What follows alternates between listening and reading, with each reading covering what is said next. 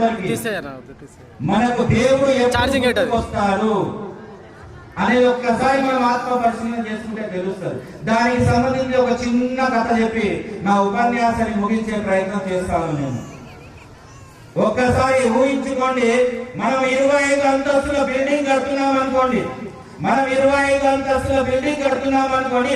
ఆ 25 అంతస్తుల పైన ఆ బిల్డింగ్ కి సంబంధించినటువంటి సూపర్వైజర్ ఉన్నాడు అనుకోండి, కింద కార్మికుడు పని చేస్తున్నాడు అనుకోండి.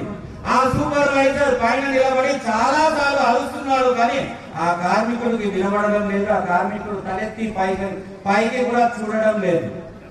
సో ఎలాగైనా ఆ కార్మికుడిని పైకెత్తి చేయాలనే ఉద్దేశంతో ఆ సూపర్వైజర్ ఏం చేస్తాడంటే తన జేబులో నుంచి 10 రూపాయల నోటు తీసుకొని పైనుంచి విసరడం జరుగుతుంది. అది కాస్త వచ్చి ఆ కార్మికుడికి కాలు దగ్గర పడడం ద్వారా ఆ డబ్బులు తీసుకొని తన జేబులో పెట్టుకుంటాడు, కానీ తలెత్తి మాత్రం పైకి చూడడు.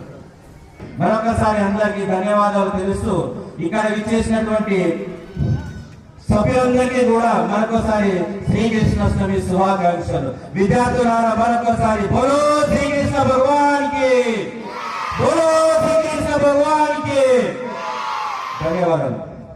మా పాఠశాల ప్రధాన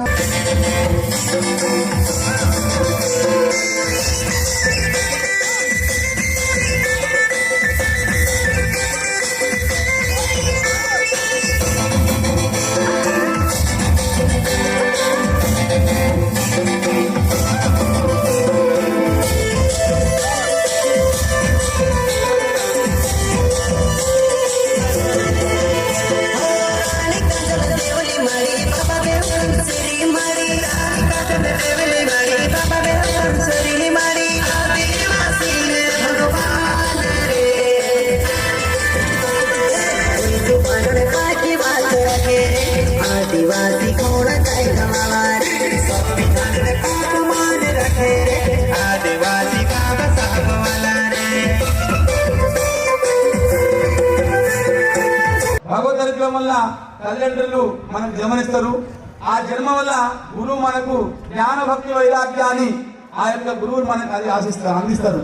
ఆ తర్వాత మనం ఎంతో ఎత్తుకు వెళ్ళినా కూడా గురువు గాని తల్లిదండ్రులు గాని భగవంతుడు గాని మన నుంచి ఏమీ ఆశించరు. వారు ఆశించేది ఏంటంటే మంచి ప్రవర్తన కలిగినటువంటి శిష్యుడు కావాలి గురువుకు. గురువు చెప్పుకుంటారు ఈరోజు ఎన్నో అన్యాయమైనటువంటి సంపాదన చేసి ఎన్నో కర్మాగారాలు నిర్మించవచ్చు, కొన్ని వేల మందికి ఉద్యోగాలు ఇవ్వచ్చు. కానీ గురువులు సంతోషపడాలంటే సన్మార్గము, వారు చెప్పినటువంటి వినయము, విద్య ఏ విధంగా వారికి ఉపయోగపడుతుందంటే గురువు ముందు వేరే వ్యక్తి వచ్చి మీ శిష్యుడంట అక్షర కాసేపు చదువుకొని ఈ రోజు ఈ ఉన్నతికి వచ్చిందంటే గురువుకు మహా ఆనందం అవుతుంది అన్నమాట.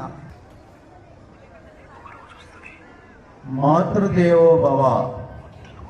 విద్యార్థులు వింటున్నారు కదా, అమ్మ మొదటి దైవం, పితృదేవో భవ నాన్న రెండవ దైవం, ఆచార్య దేవోభవ అంటే గురువు మూడవ దైవం, దేవుడు లాంటి వాళ్ళు. అతిథి దేవోభవ అభ్యాగత దేవోభవ అన్నారు మన పెద్దలు. మనం చేతి వేళ్ళని చూసుకున్నప్పుడు ఇట్లా చూపిస్తున్నప్పుడు దృష్టిని బట్టి సృష్టి ఉంటుంది. ఇట్లా చేయి చూసినప్పుడు కొందరికి ఏదో పార్టీ గుర్తుకు రావచ్చు, మరికొందరికి అభయస్థంగా గుర్తుకు రావచ్చు, ఇంకొందరికి ఆగండి అన్నట్లు గుర్తుకు రావచ్చు. అంటే మనం చూసే దృష్టిని బట్టి ఆ విధంగా ఉంటుంది.